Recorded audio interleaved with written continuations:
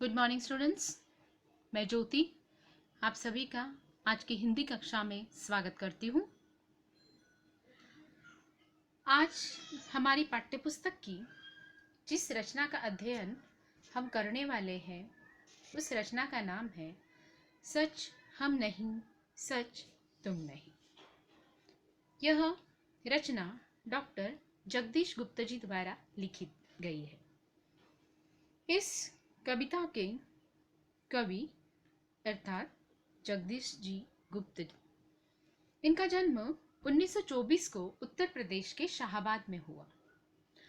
प्रयोगवाद के पश्चात जिस नई कविता का प्रारंभ हुआ उनके प्रवर्तकों में इनका नाम प्रमुख रूप से लिया जाता है।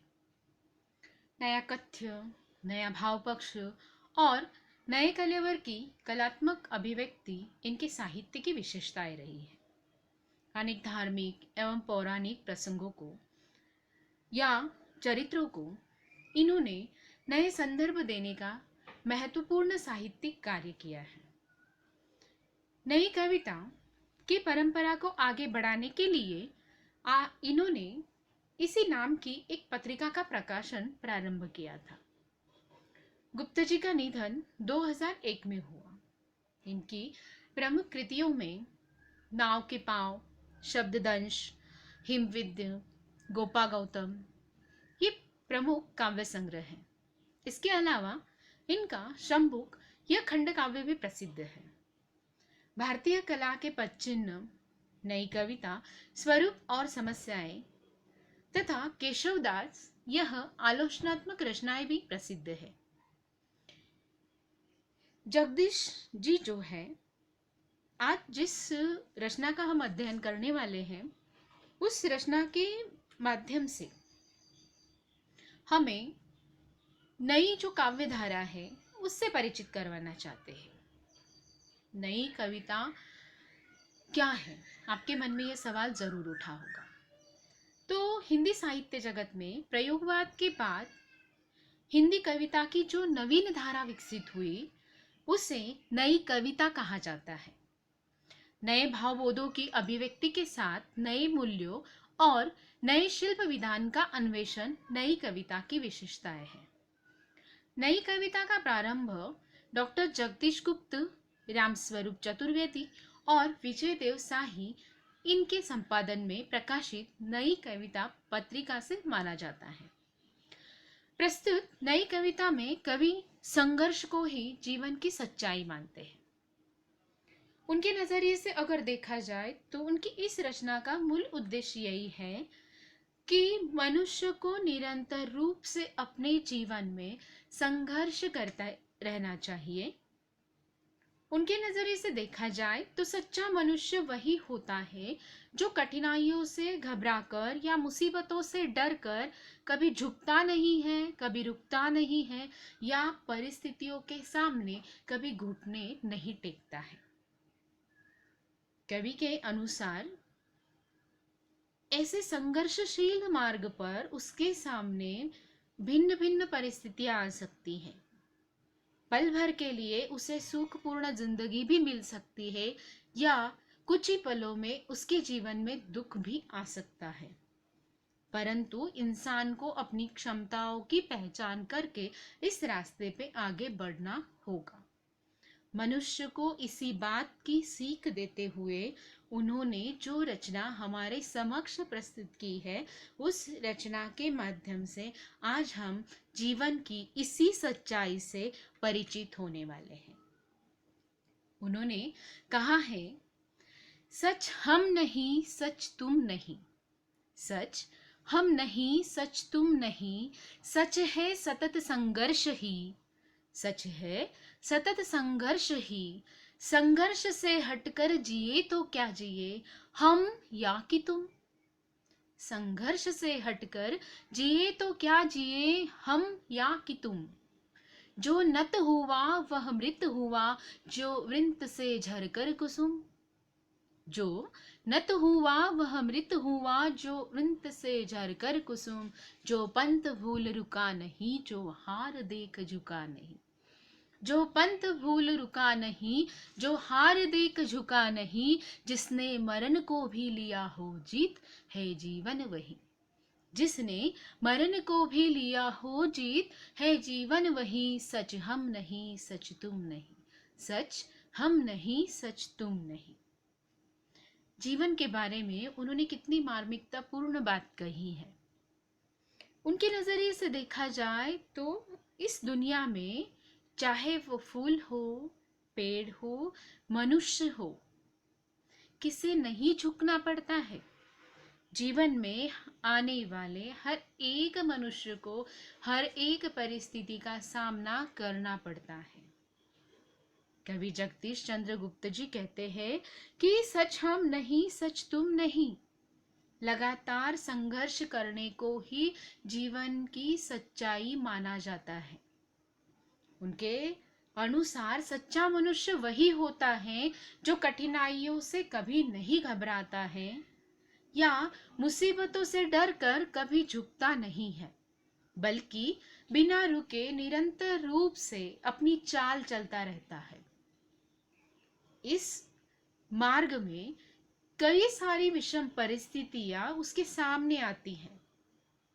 ये उसके मार्ग में बाधा बनने की कोशिश करती हैं, परंतु वह इन विषम परिस्थितियों से भी हार नहीं मानता है। अर्थात कि अगर हम देखें तो जो संघर्ष नहीं करता है वह सच्चा मनुष्य नहीं होता है। अतः कवि के नजरिए से लगातार संघर्ष करना ही जीवन की सच्चाई है। अगर एक मनुष्य अपने जीवन को सार्थक बनाना चाहता है तो उस जीवन की सार्थकता का मूल संघर्ष है। जो मनुष्य जीवन के संघर्ष और उतार चढ़ाव के आगे झुक जाता है वह समझो मरा हुआ है, मृत है। ठीक उसी तरह जो डंठल से झरे या गिरे हुए फूल के समान है, उनमें कोई जीव नहीं है। सच्चा मनुष्य ईमानदारी से सतर्क रहता है, सजग रहता है और आगे बढ़ता है। कभी राह या मार्ग भूल जाने पर भी वह नहीं रुकता है। आपने देखा होगा कि जैसे जब हम अपने जीवन में आगे बढ़ते हैं, आगे बढ़ते समय कभी अगर हमें ऐसा लगता है कि नहीं, हमारा रास्ता गलत है, हम अपने मार्ग को भूल चुके हैं, तो शायद हम रास्ता बदल देते हैं। परंतु कवि कहते हैं कि जो इंसान सजग होता है, ईमानदार होता है, वह कभी भी रास्ता नहीं बदलता है, बल्कि उसी नए रास्ते पर अपने लिए एक नई मंजिल खोजता है। असफलता को भी वो अपनी कभी हार नहीं मानता है, बल्कि सफलता पाने के लिए वो फिर से संघर्ष करने में जुट जाता है। कुछ लोग आपने दुनिया में ऐसे देखे होंगे कि जो जैसे ही असफलता उनके कदम चूमती है तो उस असफलता से डर कर या तो बैठ जाते हैं या तो अपनी जिंदगी को खत्म कर लेते हैं। पर जो सफलता पाने के लिए संघर्ष करता है वह मनुष्य साहस से अपनी मृत्यु पर भी विजय प्राप्त कर लेता है। मरते दम तक एक इंसान जब संघर्ष करता है तो ही उसका जीवन सार्थक बन जाता है। कवि ने इस पद के माध्यम से हमें यही सच्चाई बताने की कोशिश की है कि मनुष्य को निरंतर रूप से संघर्षशील रहना चाहिए।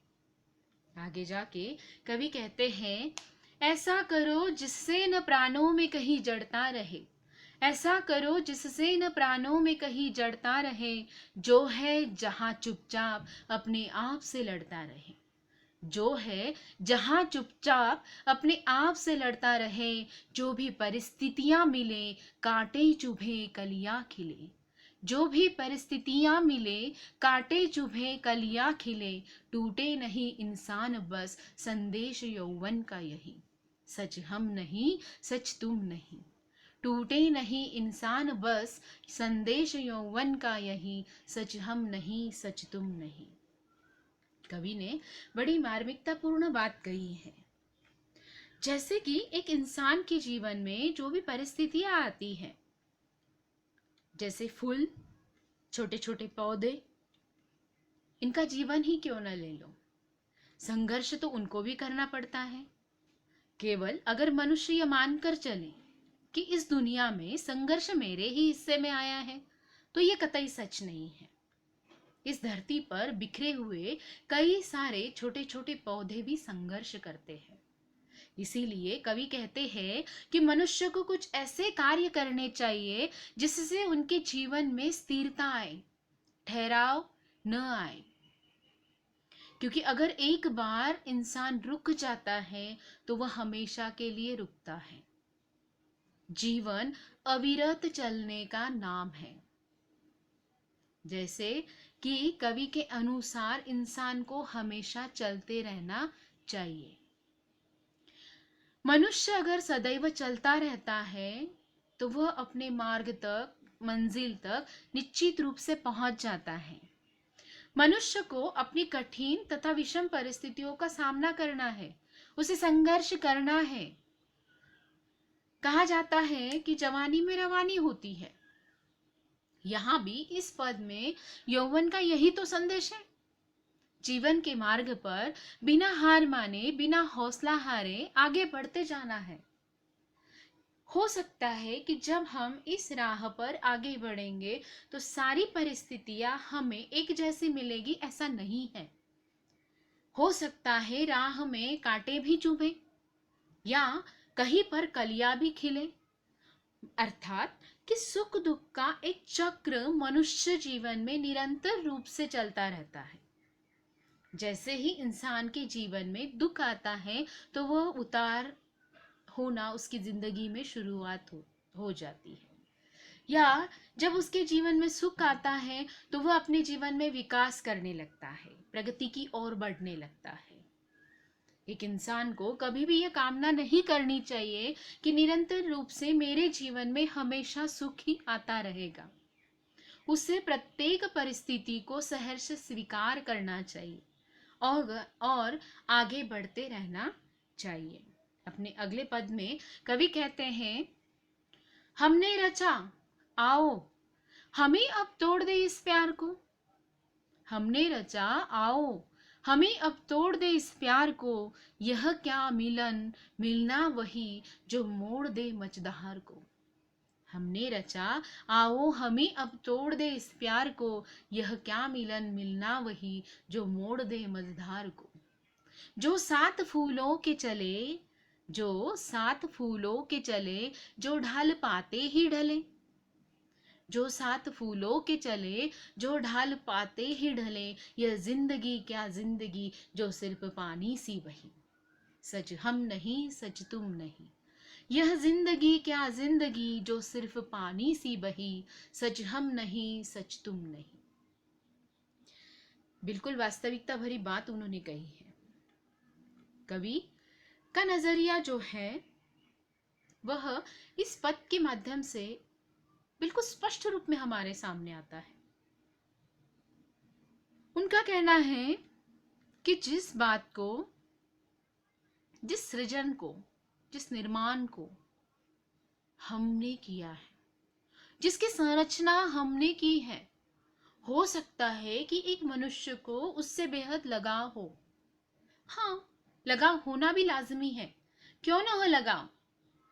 जो मेरा सृजन कार्य है, जो मैंने निर्माण किया है, जिसकी संरचना मेरी है, मुझे उससे लगाव होगा।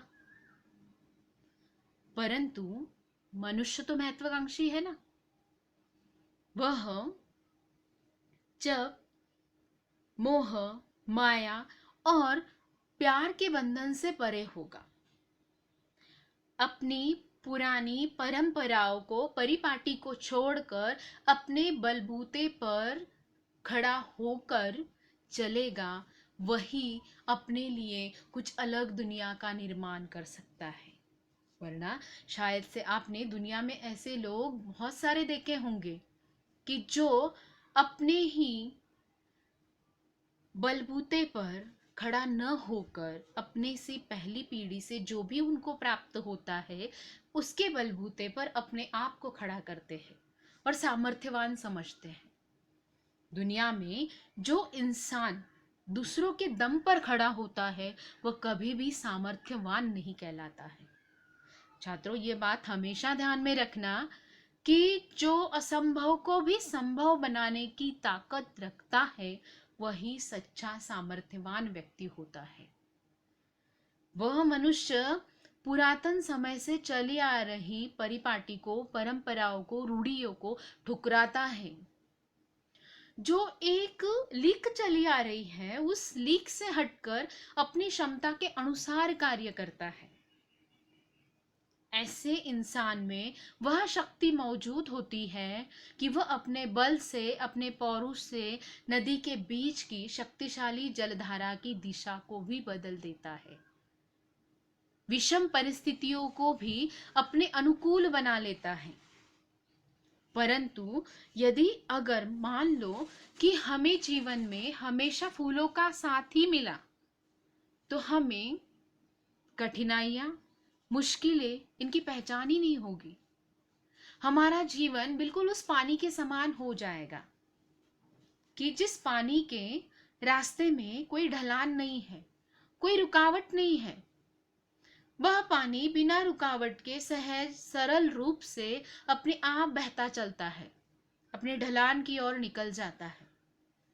उसे किसी रुकावट का सामना करना ही नहीं पड़ता। इसीलिए उस पानी को स्वयं की शक्ति का पता नहीं होता है। हाँ, उस पानी को उसकी शक्ति का पता कब चलेगा? जब उसके राह में कोई रोड़ा, कोई अड़चन, कोई बाधा आएगी, तब वह पानी उन बाधाओं को पार करते हुए अपना मार्ग बनाएगा। उसी तरह से मनुष्य जीवन में हमेशा अगर सुख या खुशियां ही आती चली गई तो मनुष्य को ना तो दुख की पहचान होगी, ना ही कठिनाइयों का सामना करने की ताकत उस इंसान के अंदर निर्माण होगी। इसीलिए कवि कहते हैं कि कठिनाइयां नहीं है तो मनुष्य को जीवन में आनंद नहीं मिलेगा, उसे आनंद की प्राप्ति नहीं होगी। इसलिए इंसान को अगर कठिनाइयां, मुश्किलें आती हैं तो उनका सामना करना चाहिए, उन मुश्किलों से या कठिनाइयों से दूर नहीं भागना चाहिए। आगे जाकर कवि कहते हैं, अपने हृदय का सत्य अपने आप हमको खोजना, अपने नयन का नीर अपने आप हमको पोंछना। अपने हृदय का सत्य अपने आप हमको खोजना, अपने नयन का नीर अपने आप हमको पोंछना। आकाश सुख देगा नहीं, धरती पसीजी है कहीं। आकाश सुख देगा नहीं, धरती पसीजी है कहीं। हर एक राही को भटक कर ही दिशा मिलती रही। हर एक राही को भटक कर ही दिशा मिलती रही। सच हम नहीं, सच तुम नहीं। कवि जैसे कि वह प्रकृति से जुड़े हुए कुछ उदाहरणों के माध्यम से हमें सच्चाई से अवगत कराते हैं। दूर दूर तक फैला हुआ यह आसमान, जिस धरती पर हम अपना जीवन जीते हैं वह धरती। पर एक पल के लिए सोचो, क्या जब हम पर कोई संकट आएगा, कोई दुख आएगा, तो क्या ये आकाश हमको सुख देगा? ये असीम आकाश अपनी गोद में हमें संभालेगा? या क्या यह धरती पसीज जाएगी? इस धरती के मन में हमारे लिए कोई ममता जागेगी और हमारे सारे दुख अपने आप खत्म हो जाएंगे? नहीं। कवि इसीलिए कहते हैं कि हमें अपने हृदय की सच्चाई को स्वयं खोजना है, अर्थात हमें अपना मार्गदर्शक खुद बनना है। हमें अपनी सहायता खुद करनी है। दूसरा कोई हमारे मन की बात समझने या हमारी सहायता करने नहीं आएगा। दुख के समय में हमें स्वयं को ही सांत्वना देनी होगी। अपनी आंखों के आंसुओं को हमें खुद ही पोंछना होगा। हाँ, ऐसा जरूर होगा कि शायद से जब सुख के पल आपके पास है, खुशियां आपके पास है, तो सारे लोग आपके पास इकट्ठा हो। क्योंकि आज के वर्तमान समय की अगर वास्तविकता को हम देखते हैं तो हमें जरूर रहीम की एक बात याद आती है कि साई, इस दुनिया में सब मतलब का व्यवहार है। जब तलक पैसा गांठ में, तब तक आपके साथ हर कोई आएगा। अर्थात जब एक इंसान के पास संपत्ति होती है, सुख होता है, तो आसपास के सभी रिश्तेदार, सभी दोस्त उसे हजारों बार पूछेंगे, उसे अपना कहेंगे। परंतु जैसे ही उसके पास कुछ भी न होगा, तो उसकी आंखों से गिरने वाले आंसुओं को पोंछने के लिए भी कोई नहीं आएगा। आकाश ने भी आज तक किसी की आंखों को पोंछकर उसे सुख नहीं दिया है।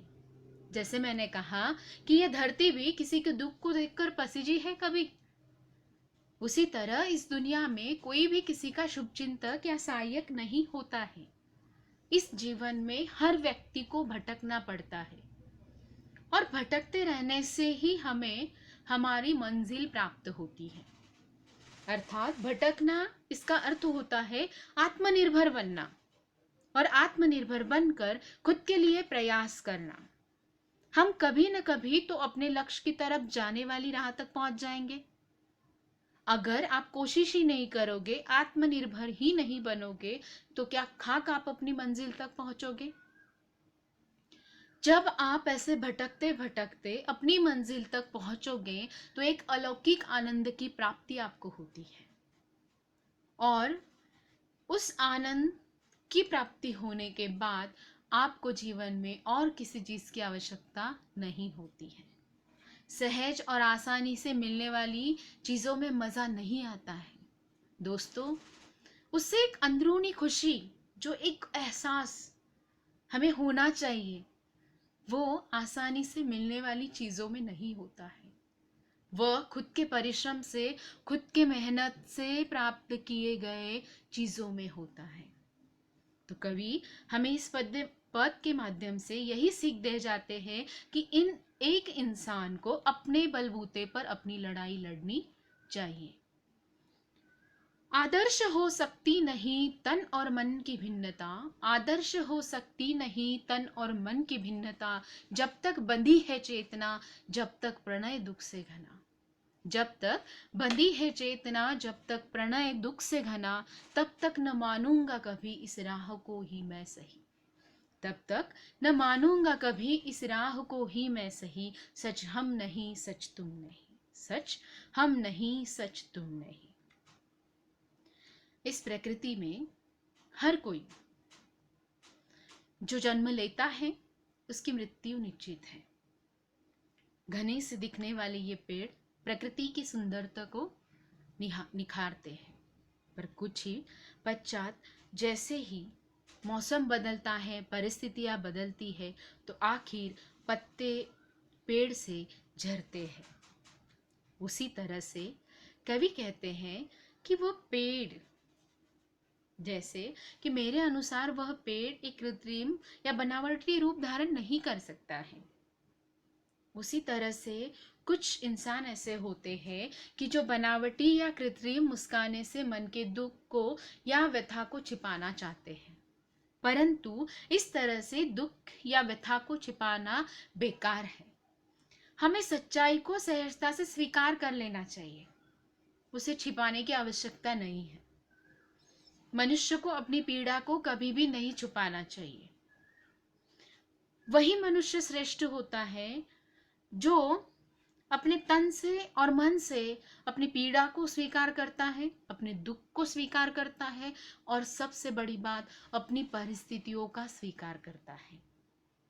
इससे उसके मन और तन में मेल होता है, समानता होती है, और मन में कुछ और होना और चेहरे पे कुछ और दिखाना, ऐसा मनुष्य जो है वो दोगला समझा जाता है।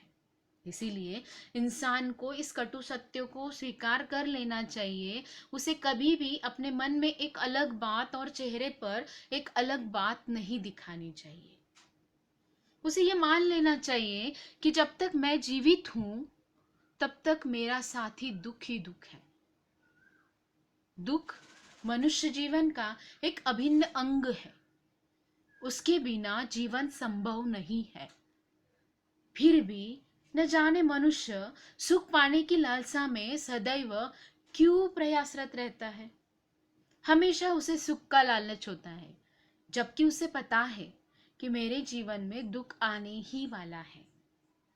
कवि कहते हैं कि परिस्थिति कैसे भी हो, जीवन घोर दुखों से क्यों न भरा हो, पर हमें तब तक चलते रहना चाहिए जब तक कि हमें लक्ष्य की प्राप्ति नहीं हो जाती है।